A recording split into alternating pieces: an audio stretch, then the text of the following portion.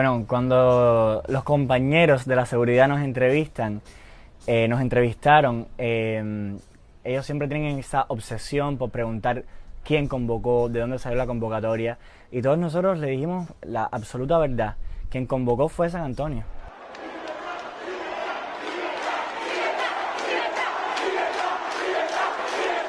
Si yo particularmente, y muchos activistas y artistas y personas vinculadas al 27N y al activismo independiente, hemos salido por un preso político, por dos, por un colectivo de personas que están siendo oprimidas, cuando todo un pueblo se levantó, cuando miles de personas se levantaron, era nuestro deber estar ahí. Y nada, acordamos en encontrarnos frente al ICRT, y concretamente sabíamos que había otros puntos donde había más concentración de personas, pero nosotros sentimos que concretamente ahí debíamos también ejercer presión para exigir 15 minutos en vivo en la televisión cubana. 15 minutos al aire. Nos apostamos frente a la entrada principal y nada, enseguida Junior empezó a negociar con algunos trabajadores que le comunicaran a los directivos del ICR nuestra demanda, una demanda justa y una demanda también yo creo que bastante discreta, porque 15 minutos es lo mínimo que nos podían dar. Y bueno, enseguida, como siempre han hecho, cuando se empieza a entablar un diálogo, ellos bajaron a ofender.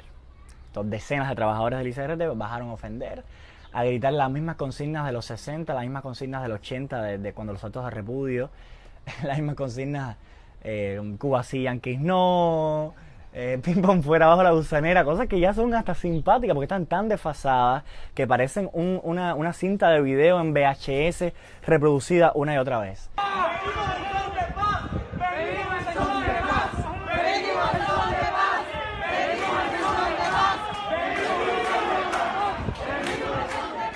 Y bueno, en un momento determinado parquean un camión en 23 y nos empiezan a cargar como sacos de papas entre cuatro y a lanzarnos violentamente hacia el camión, ¿ok?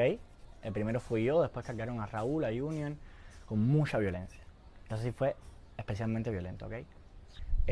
Allá arriba éramos 6 colegas, artistas intelectuales y una muchacha que se nos unió, que era tendera de una tienda de RD, que simplemente sintió que ese era su momento y el espacio para reclamar y nada, estalló emocionalmente, empezó a llorar, empezó a gritar su historia, sus demandas totalmente tan o más legítimas que las de nosotros.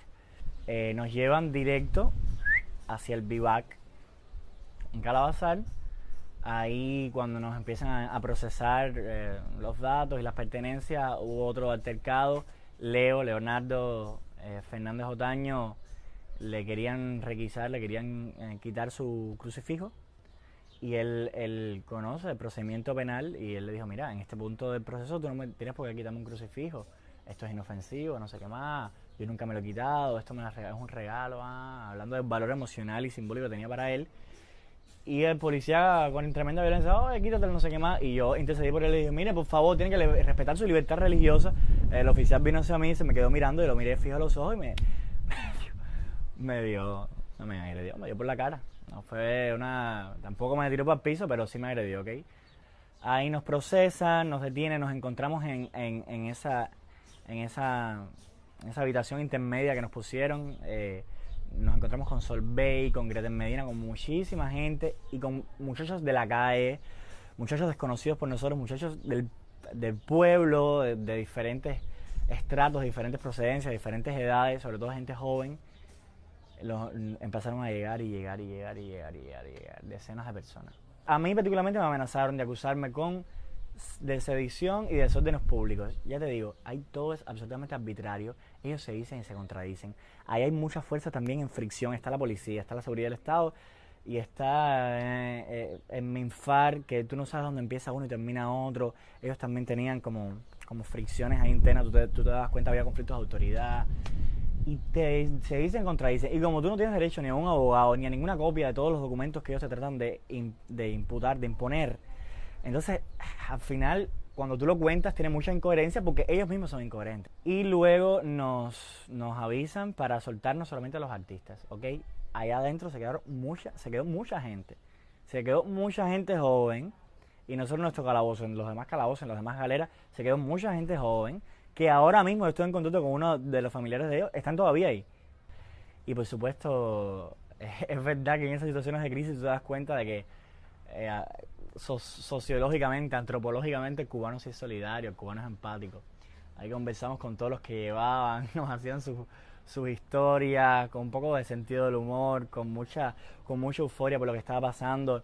Y nada, la impresión de que me llevé es que efectivamente toda la gente pacífica, todas eran gente con tremenda nobleza además, que nada, hay un reemplazo generacional que no se puede obviar. Es una generación que no cree en este sistema, que este sistema no les ha dado nada que puedan agradecer. Gente joven que protestaba, que protestaba por lo económico, que protestaba por la asfixia, ¿no? Y la falta de libertad de expresión, que protestaba también por historias familiares, gente que se ha sentido defraudada, ¿no? En que su árbol genealógico hay gente muy defraudada, que sienten que a sus abuelos y a sus padres este sistema los ha defraudado. Una propuesta que hemos elaborado y ha sido aprobada por el Buró Político y el Comité Ejecutivo del Consejo de Ministros de tratamiento arancelario a la importación de alimentos, aseo y medicamentos a las personas naturales. Estas medidas que aprobaron por la presión social dejan varios saldos, ¿no? Y dejan varias reflexiones. Una, que la presión funciona. Otra, que a ellos no les interesa en lo más absoluto escuchar a la sociedad civil, sino que funcionan con presión.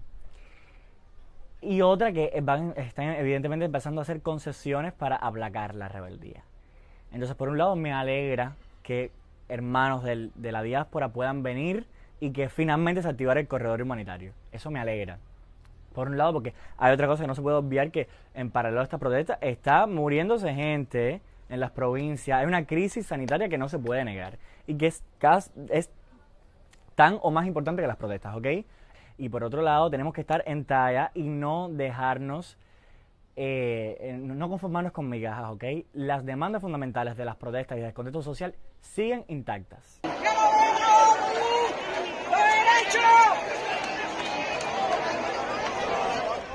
Yo, por supuesto, quisiera que la gente siguiera expresando su voluntad en las calles y quisiera que se crearan inmediatamente las condiciones para una transición democrática, que es lo que yo creo que tiene que pasar en este país a corto, a mediano o a largo plazo. Hay que hacer que la gente del mundo, las organizaciones y los gobiernos del mundo reconozcan lo que está pasando en Cuba y reconozcan la legitimidad de nuestras protestas y reconozcan los malos procedimientos del gobierno cubano. Eso sigue, y la campaña de la liberación de los detenidos y presos, pero al mismo tiempo hay que ser muy receptivos y esperar, ver ese pueblo que sale a las calles, qué quiere, cómo lo quiere, está dispuesto a más o no.